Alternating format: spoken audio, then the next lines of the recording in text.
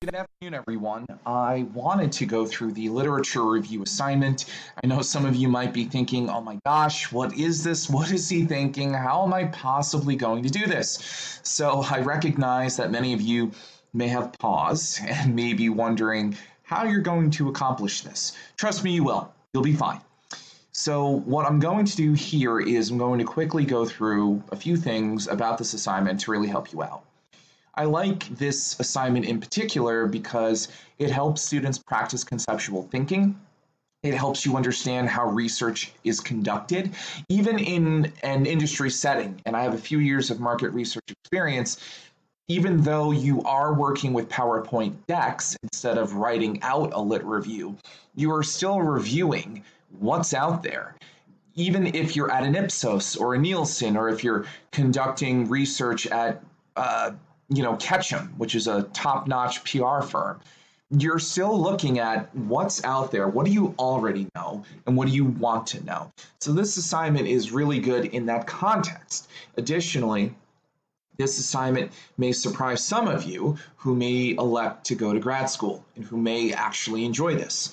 And so this assignment does serve many, many purposes for this class and kind of moving you along in your own conceptual thinking. So the objective here is that you're going to be writing a lit review. I'm looking for 4.5 to 7.5 pages. Yes, please use 12-point font and be sure to double space as well. So for the introduction here, you want to select a topic in mass communication, television, radio, film, video games, social media, etc., that you believe is relevant and would be fun to investigate. First, you want to be sure that you conduct research in this area and see what's been done. So in order to do that, I'm asking you to look at and to cite at least 8 academic articles. Now, how do you find academic articles? Okay, so the first thing we have here is I have the website up for St. John's University's library. It's stjohns.edu/search-discover-create, which is really funny to me because it's really difficult to find this link. So it's very difficult to search, discover, and create when you're searching for the darn library website. Anyway, search libraries collections. So here, we're going to go back and look at what I have here. You may say to yourself, you know what, I'm really interested in the horror genre and video games, or maybe I'm interested in television and how people use television for certain gratifications. So I might do television, and there it is, and uses and gratifications. What you'll notice here to find your articles is you want to pair the mass communication platform alongside the theory or approach you're seeking to apply here. Now remember, a theory has 2 main purposes. One, it is to organize research. 2, it is meant to help explain a phenomenon. So let's say that I'm interested in how and why African Americans view Blackish, right? TV show on ABC. Blackish has an all-black cast, if memory serves right. And so I might say to myself, boy, a lot of African Americans are watching the show, but why? Okay, well, one way to explain this could be social identity theory. Maybe this can simply be explained by having African Americans view content because they see themselves in it. So what I can do here is I can alter my search for social identity theory and television, or television social identity theory. I'll click search.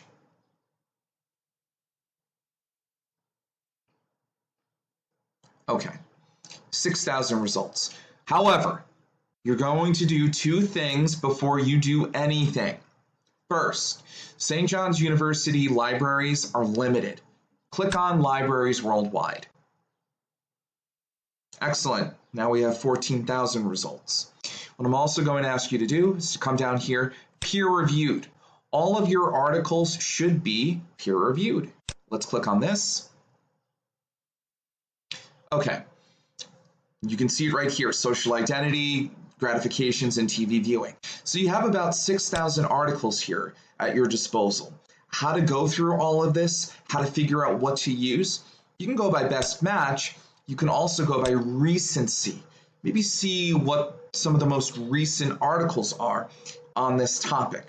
And you can search with ranges, and you can search for a whole host of other things. We have articles from 2018 here, and 1999 and 2017. The more recent usually is the better way to kind of go about this. I wouldn't cite articles that are more than 20 years old personally, unless they're really, really big pieces. There are some articles on theory that are 50 years old, and they're cited because they're papers on theory. So when you're looking up uses and gratifications, you'll probably find papers from the 1970s and things like that that kind of discuss uses and gratifications. And so you can see here 1976, you can see that uses and gratifications was initially discussed in the 70s. And so it is okay at that point to cite that paper when you're discussing uses and gratifications.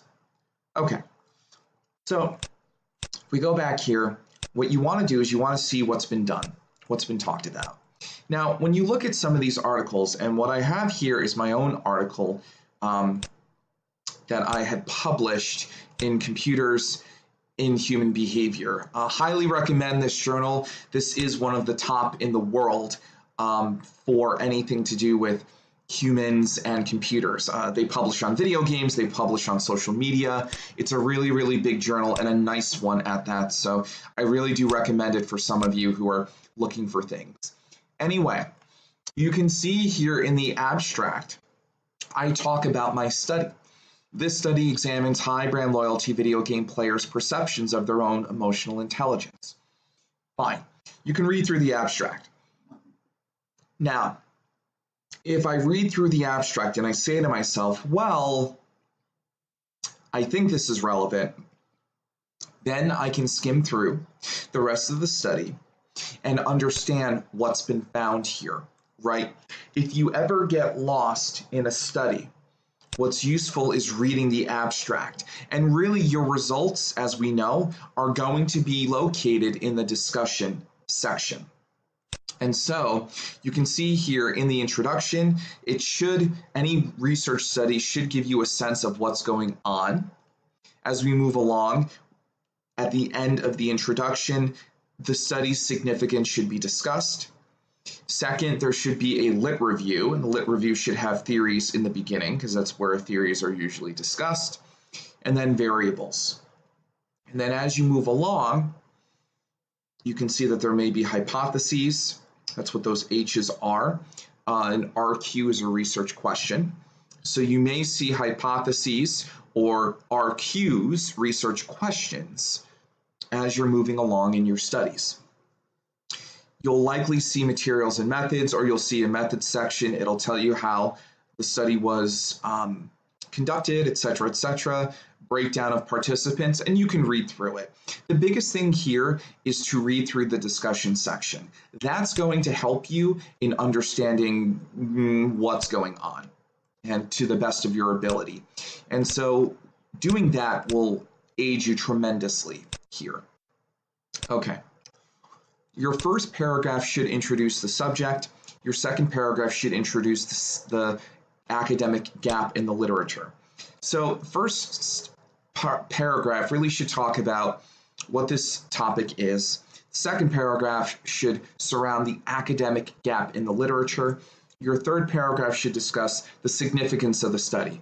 Why are you bothering to study the effects of the horror video game genre on consumer sleep habits? Why are you even doing this? What's the point?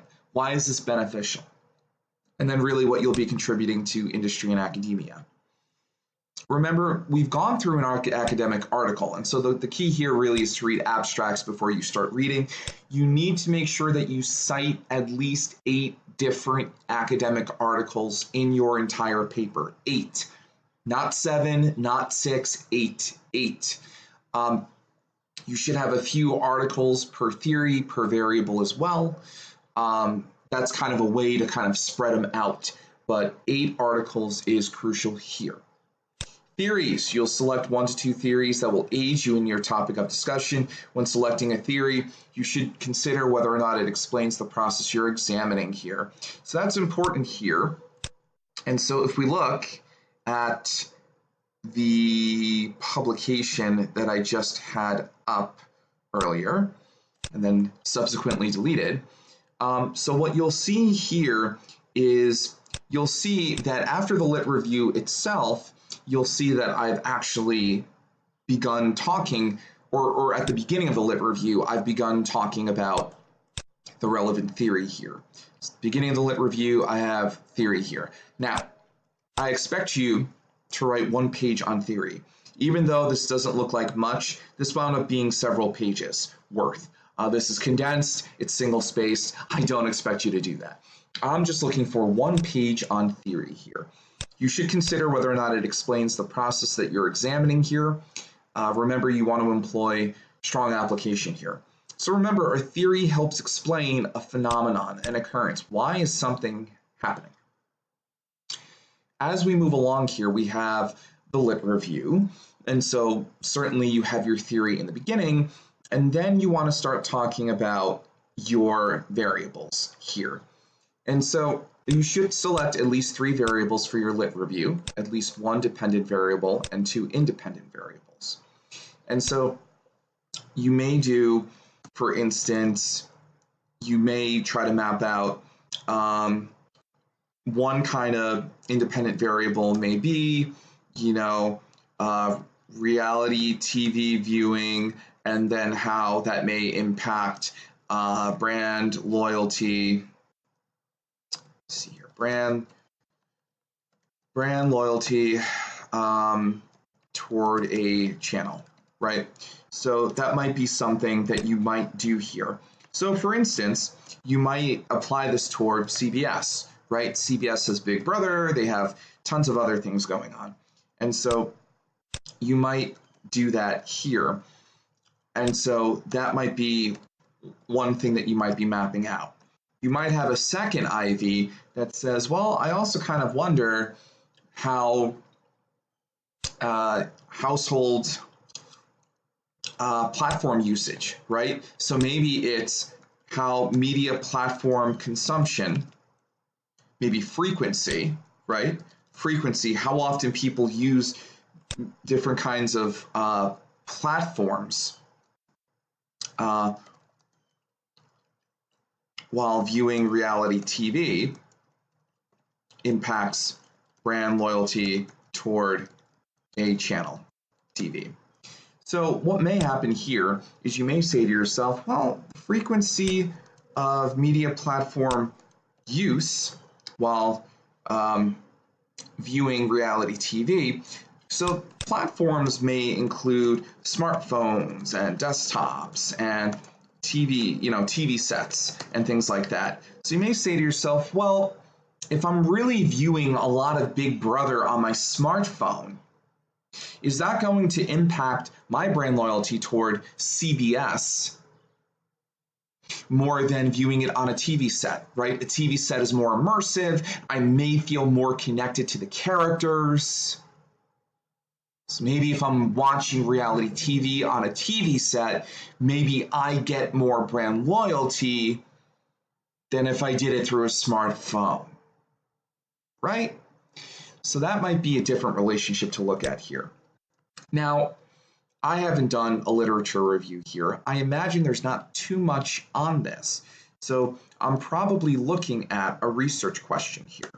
How does reality TV viewing impact brand loyalty toward a TV channel, right? That could be a research question there. Okay. And so if that's what we're going to go by, if I am discussing an independent variable, reality TV viewing, I need to do 2 things here. The first paragraph should introduce the variable and discuss findings of related studies using the variable. The second paragraph, there should be a discussion linking it either to a research question or a hypothesis. So what we can do here is then you'll have reality TV viewing. First paragraph, what you'll do is you'll talk about previous studies surrounding reality TV viewing. You're just introducing it to me. Give me a sense of what's going on. Your second paragraph, you'll link reality TV viewing linked to brand loyalty. How is your independent variable connected to your brand, to your dependent variable? And so if you have that, then you'll have your research question at the bottom. And so this is really for each independent variable. You'll have a first paragraph just discussing the independent variable. Previous studies, what's occurred before. For the second paragraph, you're going to link your independent variable to the dependent variable. How are the two connected? And then you want to put forth either a research question or you can do a hypothesis. You don't have to do both, just pick one or the other for each area in which you're going to put one or the other. So what you may say is reality TV viewing has a negative impact on brand loyalty toward a TV channel, right? A hypothesis is directional and it states a relationship. But if you don't think you have too much in your lit review, if you haven't really read too much on it, you're always good with asking a question. This is not a big deal. And if this is the first research question, you want to put RQ1. Also, if it's the first hypothesis, H1. Okay. So that's what you want to do for each independent variable. If you have, or when you have your dependent variable, let's say your dependent variable is brand loyalty, really, all you're doing here is this.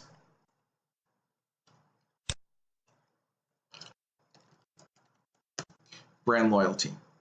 So if this is the case, then all you're doing for your dependent variable is discussing what's going on here. So if in fact what we can do here, just to give you a better sense of what's going on, if we go back a bit, and if we look at this, what I had earlier, essentially your outline can look like this. So you'll have your lit, you'll have your introduction, lit review, theory, and then when you're discussing your variables, really you should always start with the dependent. I didn't do that in this article, but you really should start out with your dependent, because once you've discussed brand loyalty in the beginning, like I've done here, when you get down here, this paragraph becomes a lot easier, doesn't it? Because you've already talked about brand loyalty. Now you're just linking reality TV to brand loyalty here. I do recommend going slow in this particular assignment, but hopefully this is clear for you. That's kind of what I'm trying to convey here. And let's not worry about this. So this is kind of like a nice little outline for you here. And then of course, because you need 3 variables, you'll do the same here. And maybe the other thing you want to look at is,